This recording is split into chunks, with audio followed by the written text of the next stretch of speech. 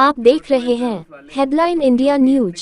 सिखों के 10वें गुरु एवं विद्वानों के संरक्षक गुरु गोविंद सिंह जी की जन्म जयंती की पूर्व संध्या पर सासनी गेट स्थित होटल गोल्डन लीफ में समाजसेवी संस्था सनातन प्रतिभा फाउंडेशन के द्वारा एक प्रेस वार्ता का आयोजन किया गया।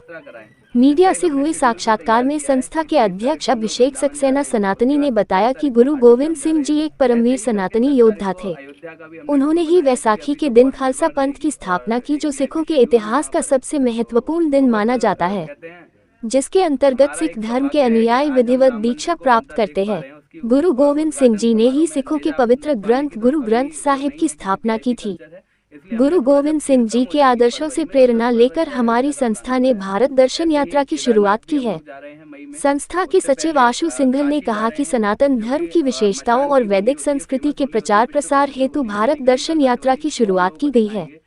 इस यात्रा का प्रारंभिक लक्ष्य 10 लाख लोगों को सनातन धर्म के अंतर्गत आने वाले पौराणिक स्थलों के दर्शन कराना होगा। संस्था के उप सचिव टिंकू वार्षणीय ने कहा कि पौराणिक स्थलों के दर्शन के साथ साथ उन स्थलों के उद्गम से संबंधित पौराणिक कथाओं के बारे में भी संस्था के स्वयंसेवकों द्वारा मार्गदर्शित किया जाएगा। कार्यक्रम को सफल बनाने में साक्षी डोगरा ने अपनी महत्वपूर्ण भूमिका निभाई। संवाददाता प्रीति शर्मा की रिपोर्ट। जबकि ऐसा नहीं है। भारत दर्शन यात्रा में हमारा जो लक्ष्य है वो 10 लाख लोगों को, जितने भी हमारे सनातन के पौराणिक स्थल हैं उनके दर्शन कराने का है। हम लोग चाहते हैं कि जो लोग दर्शन नहीं कर पाते हैं पौराणिक स्थलों के, वो हमारे जरिए एक कम शुल्क में और ये दर्शन कर सकें। तो जिसकी एक यात्रा भी हो चुकी है, जो कि हमारे 9 जनवरी को हुई थी, वृंदावन यात्रा, जिसमें लगभग 6 बसों के द्वारा हमने उन लोगों को दर्शन कराए जो कभी वृंदावन नहीं जा पा रहे थे। अभी एक यात्रा 27 तारीख को होने वाली है, जो कि खाटू श्याम जी की है, और उसमें मेहंदीपुर बालाजी, सालासर बालाजी, जीण माता मंदिर और इस तरीके से कई सारे मंदिरों के हम लोग दर्शन करें। जो कि हरिगढ़ का एक एनजीओ है, एक संगठन है, हिंदू संगठन के रूप में लोग जानते हैं, उसके द्वारा जो भारत दर्शन यात्रा प्रारंभ की गई है, जिसमें हमारा प्रयास है कि जितने भी धार्मिक स्थल हैं सनातनियों के, उनके दर्शन हम सभी सनातनियों को करा पाएँ, और विशेषकर उन सनातनियों को जो धार्मिक स्थल पर नहीं जा पाते हैं।